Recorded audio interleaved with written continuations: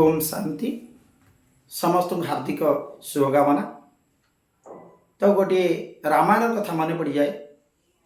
थरे जेतेबेले हनुमान सीता ठाब करने को जाई विभीषण द्वार पहुंचती देखी विभीषण द्वार नव तुलसी देखा जाउछि एवं तार गात्र जो गृहर नाम फलक राम लिखाई। तेणु हनुमान बुझिले ये निश्चित राम भक्त होते तेणु तांको दर्शन करने निहाती दरकार अच्छी। एत बड़ लंकार हरिशब्द ताले ये निश्चित जने महान आत्मा दिव्य आत्मा। तेणु तांकर कबाटर कराघात कर विभीषण आसी पचारि हे वानर महाशय आपण किए से परिचय देइछन्ति मु होछि श्रीरामकर दूत हनुमान सीता ठाब करने को आसी आपण भली प्रभु भक्त को दर्शन करी आज मो जीवन धन्य हो जाइछि।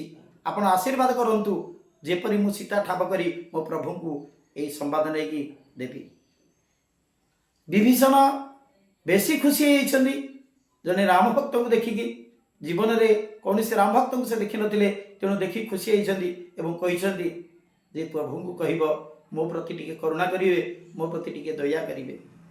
एमानकर कथक कथन को लंकार असुर माने देखिछन्ति से माने जाई रावण को अभियोग करछन्ति हे रावण आपण आम मान को कहउछन्ति जे राम नाम स्मरण करनी राम नाम कीर्तन करनी किंतु आपण को निज भाई निजर द्वारर नाम फलक विराट विराट अक्षर राम लिखिछन्ति ताहले आपण तांकु की दंड देबे। या सुनी रावण क्रोधान्वित होई जाई विभीषण को द्वार देश पहुंची विभीषण को प्रश्न कर विभीषण मोर परम शत्रु राम का नाम तुम्हें कहीं लिखिछ। विभीषण से प्रभु चिंतन कर हे प्रभु मते विपद समय रक्षा कर।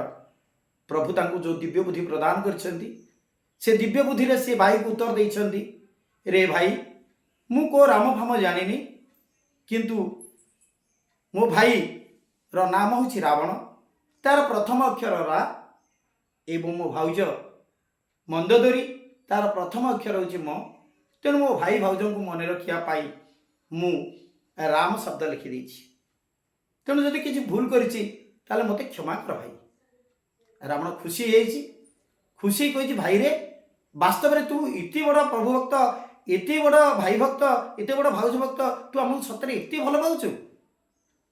तो विभीषण कहछि हाँ भाई भाई भाउज व्यतिरक मोर केही नाहांती।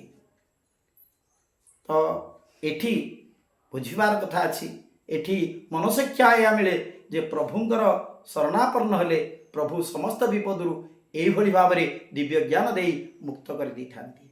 ओम शांति।